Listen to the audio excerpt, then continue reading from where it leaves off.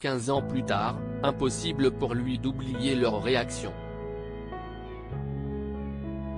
Parti en Afghanistan en 2007 pour servir l'armée britannique aux côtés des militaires, le prince Harry semblait enfin avoir trouvé le milieu qui lui convenait, après une adolescence difficile.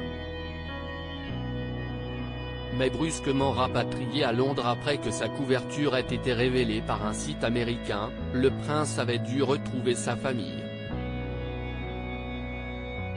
Et s'étonne aujourd'hui de leur façon de réagir à son retour.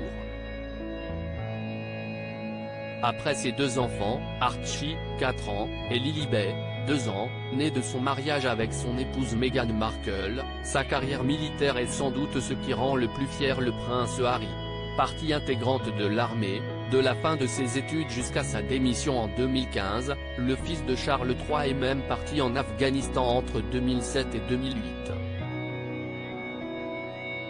Heureux dans ce milieu où il était, quasi, anonyme après une adolescence difficile, le jeune homme s'était épanoui sur le terrain avant qu'une faille de sécurité l'oblige à rentrer. Un journal américain avait en effet révélé sa localisation, mettant en péril sa sécurité, celle de tous ses coéquipiers et même celle de la famille royale face aux talibans. Mais si son retour forcé l'avait agacé fortement, le jeune homme, aujourd'hui âgé de presque 39 ans, avait surtout remarqué que personne, dans la famille royale, ne lui a vraiment posé de questions. Et selon ses confidences dans un documentaire, sorti ce mercredi sur Netflix, c'est seul qu'il a vaincu ses traumas. Aider les autres ce n'était pas un sujet de discussion, se souvient-il d'abord, avant d'expliquer que le souci pour lui, déjà traumatisé par la mort de sa mère Lady Diana en 1999, était plus global que cela. Le plus gros problème, pour moi, c'était que personne ne pouvait vraiment m'aider. Je n'avais pas de structure, de réseau ou d'experts qui pouvaient m'expliquer ce qui n'allait pas avec moi.